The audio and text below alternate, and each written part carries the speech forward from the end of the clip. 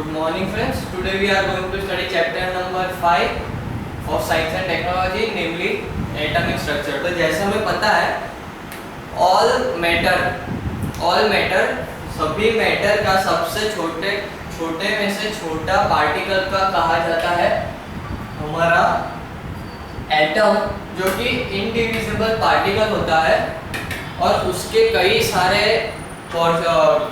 उसको कई सारे साइंटिस्ट ने कई डिफरेंट वेज में डिस्क्राइब किया था। तो एटॉमिक स्ट्रक्चर को हम पढ़ेंगे जिसमें जो भी उसमें डिफरेंट साइंटिस्ट ने डिफरेंट स्ट्रक्चर्स हमें बताए कि एजम्पशन लगाए सभी साइंटिस्ट ने कि पहले एटम का स्ट्रक्चर ऐसा था, फिर कई दूसरे साइंटिस्ट ने कहा नहीं ऐसा था, जो भी कॉन्ट्राडिक्शन हुए उन लोगों के बीच में कि ऐसा नहीं था ऐसा था।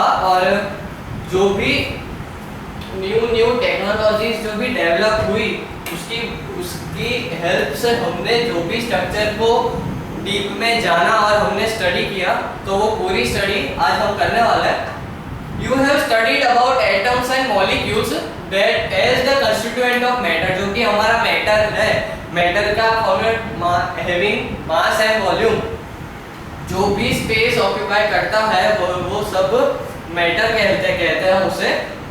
Thing that occupy space is known as matter. और the atoms are the smallest constituent of matter. Atom है हमारा वो स्मॉलेस्ट कंस्टिट्यूएंट ऑफ मैटर है, जो भी मैटर का जो एंड तक जब हम उसे तोड़ते जाएंगे तब एंड में जब एक स्मॉलेस्ट कंस्टिट्यूएंट हमें मिलेगा उससे हमने एटम कहा गया। And there are types of ways to represent them, बहुत डिफरेंट टाइप्स एंड वेज उन्हें रिप्रेजेंट करने के। You know that according to Dalton atomic theory, जो भी डेल्टन था पहला साइंटिस्ट जिसने एटम को डिस्क्राइब करना शुरू किया, the atoms of different elements are different in, जो कि पोस्टुलेट्स उसने दिए डेल्टन ने कि atoms in of different elements have different shape and size and properties, but atoms having of different elements have different size and their properties, जो भी उसने postulates दिए थे जो कि हमने आगे पढ़े। and arrange between the different reacting substances. However, today we know that atom is not divisible as is thought by Dalton. Dalton ने कहा था हमें कि जो smallest indivisible particle है वो atom है, but atom है structure and contains smaller constituent in atom। लेकिन कुछ स्टडीज के द्वारा ये भी देखा गया कि एटम के अंदर भी उससे भी छोटे पार्टिकल्स प्रेजेंट है। So let's find out it what the structure of an atom, जो कि एटम का स्ट्रक्चर है। हमें ऐसा देखा कि उसके अंदर छोटे पार्टिकल्स प्रेजेंट है, तो वो कैसे अरेंज है, कैसे वहां पर फिट है, कैसे स्टेबल है, तो उसका स्ट्रक्चर कैसा है वो सब हम पढ़ेंगे इस चैप्टर में। सो हम पढ़ने जा रहे हैं एविडेंस ऑफ प्रेजेंट स्टडी। तो हमारा पहला टॉपिक है charge particle in atom. We have read about Dalton's atomic theory, जो भी हमने डाल्टन के एटॉमिक थियरी पढ़ी। The theory proposed in year 1803, वो 1803 में 1803 में प्रपोज की गई थी। मतलब उस टाइम पे डाल्टन ने कहा गया था कि एटम एक इंडिविजिबल पार्टिकल है एंड द स्मॉलेस्ट पार्टिकल कहा गया डाल्टन ने। The Dalton theory could explain the law of conservation of mass, law of constant composition, law of multiple, ये सारे लॉज है जो कि हम नेक्स्ट स्टैंडर्ड में हम पढ़ेंगे। Certain experiment show that atom is neither the smallest nor the indivisible particle as stated by Dalton. It was shown is made up of even smaller particle. जो एटम है वो भी डिफाइन किया गया, उससे भी छोटे पार्टिकल से बना है एटम। और जो छोटे पार्टिकल्स है उसे इलेक्ट्रॉन, प्रोटॉन एंड न्यूट्रॉन कहा गया है, जो भी हम बहुत फेमिलियर है ये तीनों वर्ड से। The neutrons of the other hand are uncharge in nature. जो न्यूट्रॉन्स है उसकी कोई चार्ज नहीं है। Neutron no charge. जो प्रोटॉन है वो पॉजिटिवली चार्ज है एंड जो इलेक्ट्रॉन्स है वो नेगेटिवली चार्ज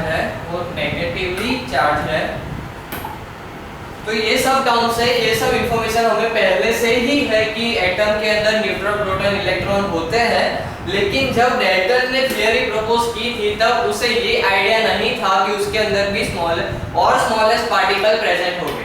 ओके, तो पहली थी डिस्कवरी ऑफ इलेक्ट्रॉन, जो भी डाल्टन ने कह दिया 1803 में कि एटम सबसे छोटा पार्टिकल है, लेकिन कुछ सालों बाद 1803 में डाल्टन ने कहा एटम सबसे छोटा पार्टिकल है, लेकिन 1885 में सर विलियम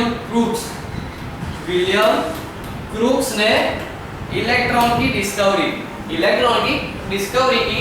कुछ ऐसे एक्सपेरिमेंट परफॉर्म किए कैथोड रे से, जिससे पता चला कि कोई नेगेटिवली चार्ज पार्टिकल एग्जिस्ट कर रहा है।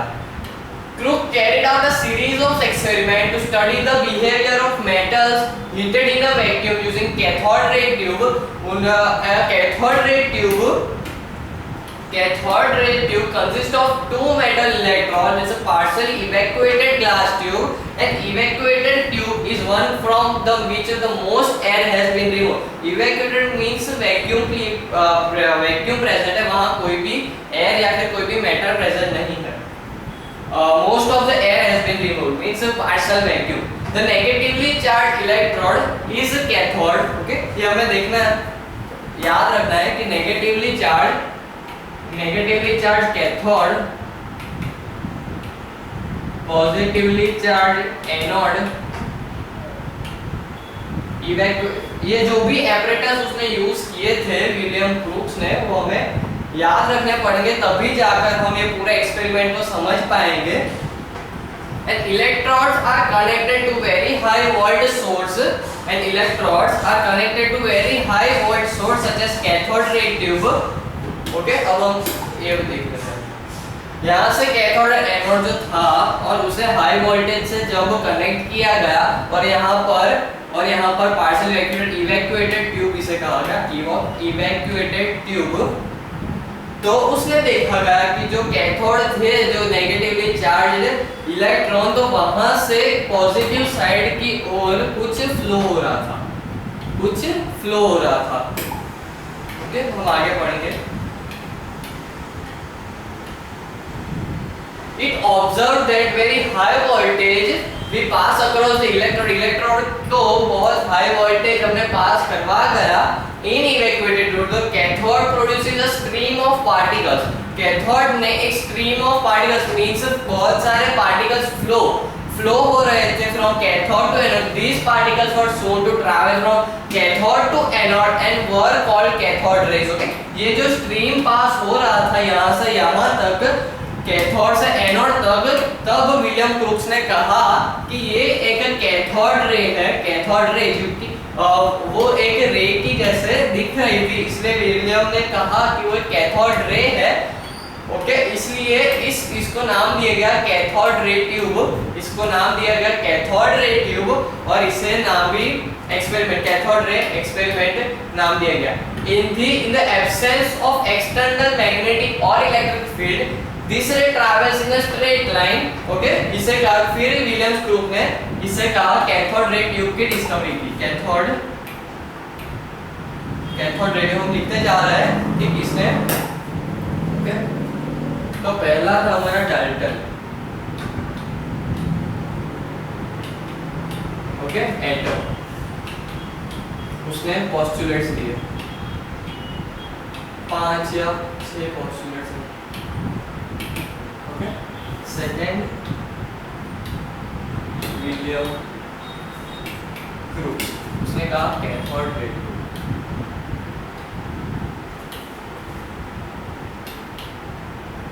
Tube with cathode ray experiment.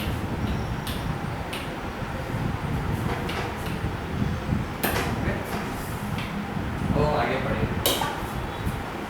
अब इन 1897 में आए जे थॉमसन थे, उसने वो नेगेटिवली चार्ज स्ट्रीम को ऑब्जर्व किया और जो एनोड था और उसे रिप्लेस किया और उसे पैरामैग्नेटिक और इलेक्ट्रिक फील्ड में रखा। कि देखते हैं जो एक्सपेरिमेंट कर रहे थे उससे। In absence of electric external magnetic और इलेक्ट्रिक फील्ड दिस रे ट्रैवर्सेस स्ट्रेट लाइन। जैसा हमें पता है मैग्नेटिक और इलेक्ट्रिक फील्ड के एब्सेंस में ये जो लाइट रेज थी, जो कैथोड रे था, वो स्ट्रेट लाइन में मूव कर रहा था। फिर 1897 में जो सर जे थॉमसन ने एक्सपेरिमेंट किया उस कैथोड रे पर, और conclusion were drawn from experiment observation when the experiment is done in presence of electric field.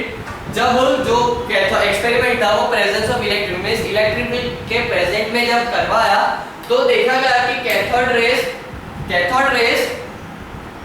Are travelling straight line, जो कि पहले कर रही थी। The particles constituting cathode ray carry mass and possess kinetic energy.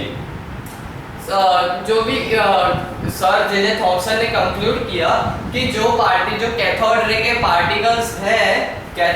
Particles है उनमें negligible mass है, वो मास पोजेस करती है एंड काइनेटिक एनर्जी भी पोजेस करती है, जिसकी वजह से वो कैथोड से एनोड तक मूव कर रहे हैं। The particles constituting cathode ray have negligible mass but travel with very high speed, means mass negligible है उसमें और kinetic energy बहुत high है। Okay, the cathode ray particles carry negatively charged and are attached towards positively charged plate when external electric field is applied। Okay, जब external electric field apply की यहाँ से cathode और एनोड की जो यहाँ पे जो ये है हमारी ये लाइन, वो कैथोड रे है, लेकिन जब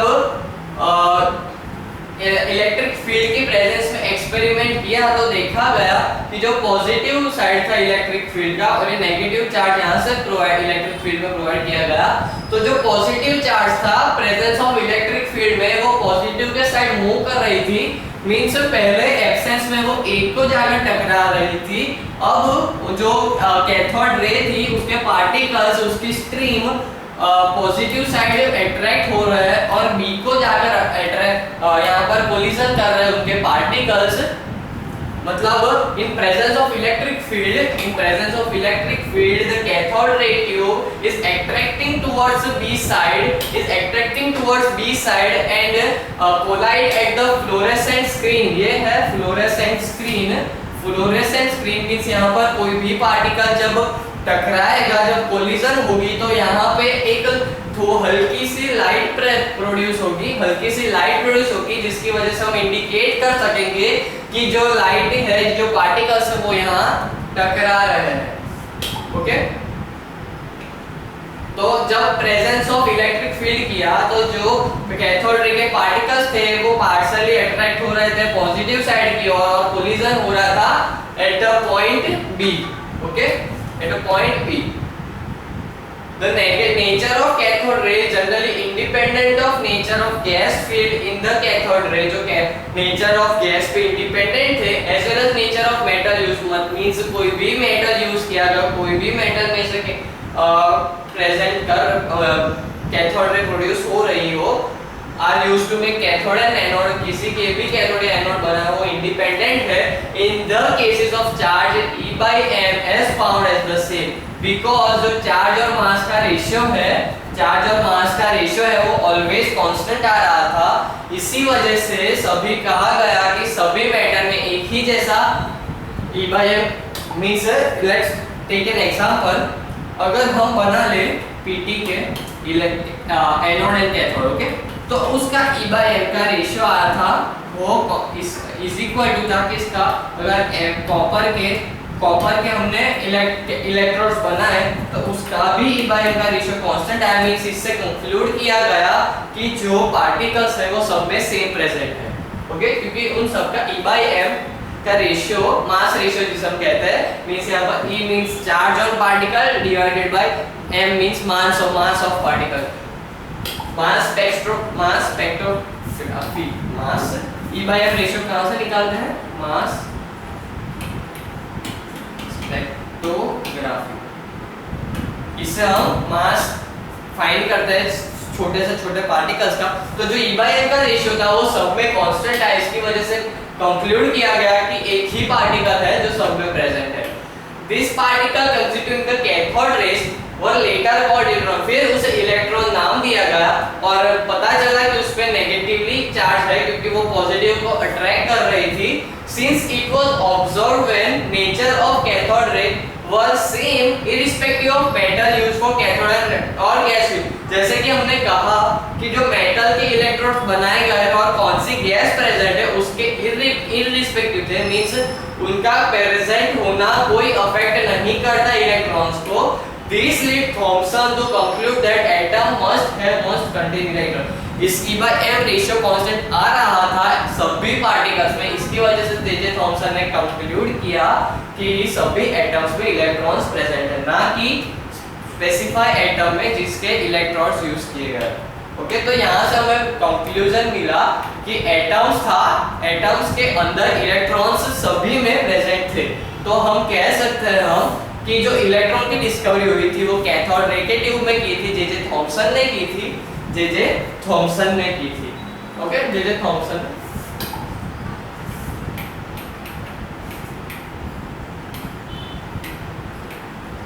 की इलेक्ट्रॉन। ओके, सेम एक्सपेरिमेंट था, कैथोड रे वाला इसी पर इन प्रेजेंस ऑफ इलेक्ट्रिक फील्ड करवाया गया।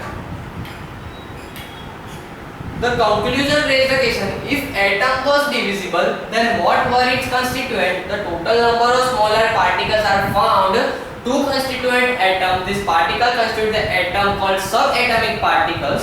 Means जो atom को जब हम divide करते हैं तो उसके अंदर जो भी particles present हमें मिलते हैं उसे नाम दिया गया subatomic particle. You have learned about that electron is one of the constituent particles. Let's study the next section.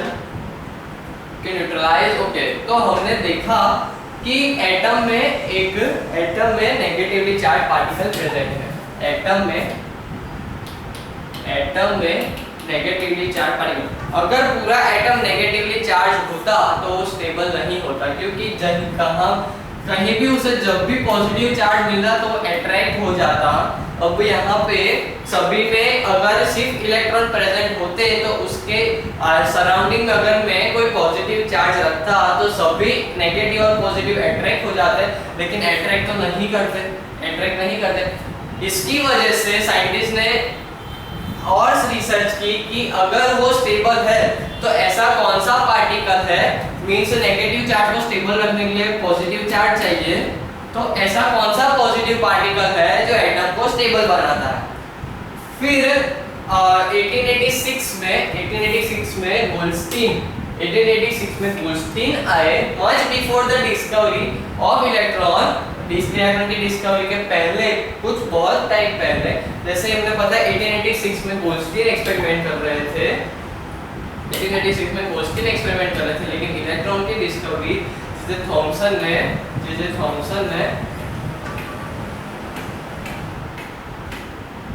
1897 में की। ओके, जे थॉमसन ने इलेक्ट्रॉन की डिस्कवरी 1897 में की, लेकिन 1886 में गोल्डस्टीन एक एक्सपेरिमेंट परफॉर्म कर रहे थे, उसमें परफोरेटेड कैथोड ट्यूब का जिसमें होल्स थे। Much before the discovery of electron, Eugene Goldstein in 1886 perform an experiment using perforated cathode, means उसपे छोटे-छोटे होल्स होते हैं कैथोड में। In the discharge filled with air at very low pressure, when high voltage was applied across the electrode, the discharge tube faint red glow was observed behind the perforated tube। अब यहाँ पर perforated cathode जब लगाया गया, एक cathode metal लिया जिसे ऐसा कैथोड रखा और उसमें छोटे-छोटे होल्स कर दिए, मींस उसे परफोरेटेड बनाया, और दूसरे साइड रखा एनोड, और जब इनमें एक लो प्रेशर पे हाई वोल्टेज अप्लाई किया, जब अप्लाई किया गया तो एनोड से जाने चाहिए कैथोड से एनोड तक। जैसे हमने ऊपर देखा कि कैथोड से एनोड मूव कर रहे थे इलेक्ट्रॉन्स, लेकिन हमने जब ऑपोजिट डायरेक्शन में current apply, high voltage apply किया तो एनोड मींस पॉजिटिव एनोड से कैथोड की ओर कुछ पार्टिकल्स जा रहे थे जो दिख नहीं रहे थे, लेकिन जो यहाँ पर रेड ग्लो एक्यूमुलेट हो रहे थे दूसरी साइड में उसके।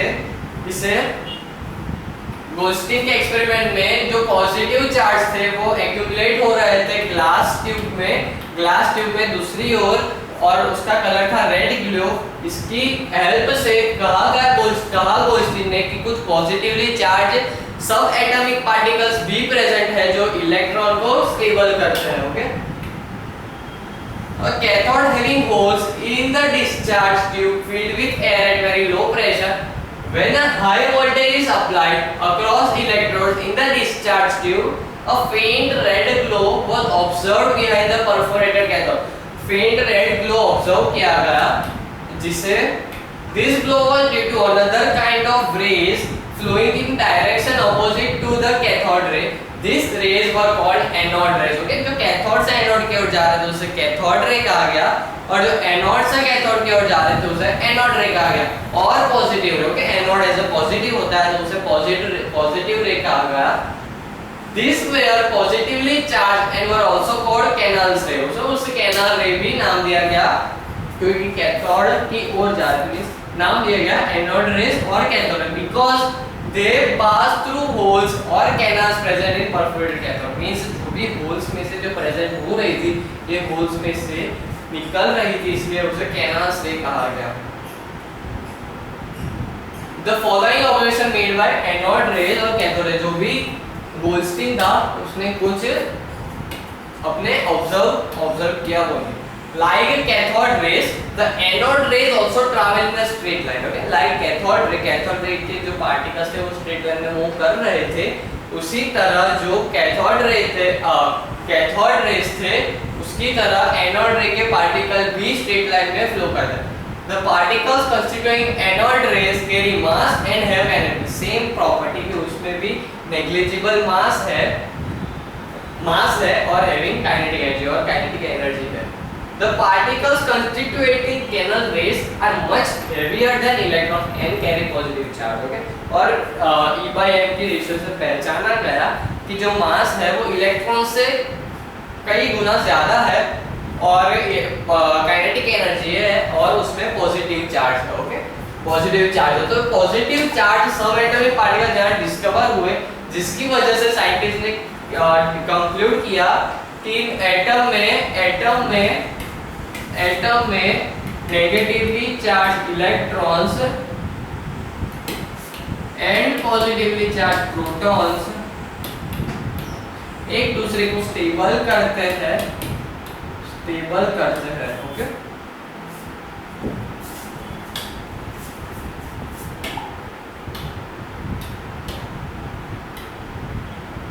the positive charge on particles were whole number multiples of the amount of charge present on electron. Okay, जितना चार्ज अमाउंट प्रेजेंट था इलेक्ट्रॉन पे उसी का मल्टीपल था। अब इसको हम रिस्टार्ट करेंगे, यहाँ पर x into 10 to power y गिन ले हम, तो इसका होल नंबर पार्टिकल, इसका होल नंबर हम कहेंगे, इसका होल नंबर में मींस यहाँ पर x था तो यहाँ पर 2x 3x into 10 to power y means ये सेम होगा, सिर्फ ये चेंज होगा जो कि होल नंबर में होगा 1 2 3 4 ऐसा। The nature and the type of particles constituting the anode rays were dependent on the gas present in discharge tube. Okay, जो नेचर था पार्टिकल का जो फ्लो कर रहे थे एनोड से कैथोड तक, वो डिपेंड करता था गैस के प्रेशर पे। अगर हाई प्रेशर पे रखते थे तो जो पार्टिकल्स थे वो डिस्चार्ज रे के एंड तक, जहाँ पर वो रेडिश कलर दे रहे थे वहां तक नहीं पहुंच रहे थे, इसलिए वो डिपेंड करता है गैस पर जो कि लो प्रेशर होनी चाहिए। The origin of cathode rays can be explained in terms of interaction of cathode rays with the gas present in vacuum tube. It can be explained as given below. Okay, तो ये theory कुछ हम पढ़ेंगे। Electrons emitted from cathode collide with neutral atoms. Okay, collide with neutral atoms of the gas present in the tube and remove one or more electron present in them. Okay, जो भी neutral कहा देखा गया कि जो cathode rays थी, cathode ray जो move कर रही थी जब गैस प्रेजेंट थी ट्यूब में, न्यूट्रल गैस, तब ये जब कोलिजन हो रहा था तब इसमें से जो नेगेटिवली चार्ज पार्टिकल थे उसे रिमूव कर रही थी, उसे निकाल रही थी। ओके, तो यहाँ पर देखा गया the leaves behind neutral atoms of gas present in the tube and remove one or more electron present in that. इसमें से जो इलेक्ट्रॉन्स थे वो रिमूव कर रही थी cathode ray. These leaves behind positive charged particle which travel towards the cathode. When the cathode ray tube contains hydrogen gas, the particles of canal rays obtained were the lightest and their charge to mass ratio is the highest. और जब यहाँ पे electrons हम निकाल दिए neutral gas में, तब यहाँ पर बचेंगे पॉजिटिव चार्ज, यहाँ पर बचेंगे। अगर नेगेटिव निकाल दिया तो बचा क्या? पॉजिटिव चार्ज, क्योंकि न्यूट्रल था मींस एक दूसरे को न्यूट्रलाइज कर रहे थे, मींस नेगेटिव और पॉजिटिव दोनों इक्वल अमाउंट में हो गए। जो पॉजिटिव चार्ज बचा वो कैथोड नेगेटिव था, तो यहाँ पर अट्रैक्ट हो रहा था। तो जो पॉजिटिव चार्ज बचे थे गैस में वो जाके अट्रैक्ट हो रहे थे नेगेटिव मींस कैथोड पर, travel towards cathode and when cathode ray contain hydrogen, और फिर जब कैथोड रे हाइड्रोजन गैस में रखा गया तो कैनल रेज एमिट हुई। मींस जो यहाँ पर नेगेटिव कैथोड था उस पे यहाँ पर पॉजिटिव मींस पॉजिटिव आके अट्रैक्ट हुआ था, वो हाइड्रोजन की प्रेजेंस में रिमूव हुआ एज अ कैनल रे। Okay, Rutherford showed that these particles are identical to the hydrogen ion. Okay, hydrogen ion means H positive. Means as we know that hydrogen में दो electrons होते हैं, दो protons होते हैं। तो जब हमने एक इलेक्ट्रॉन निकाल दिया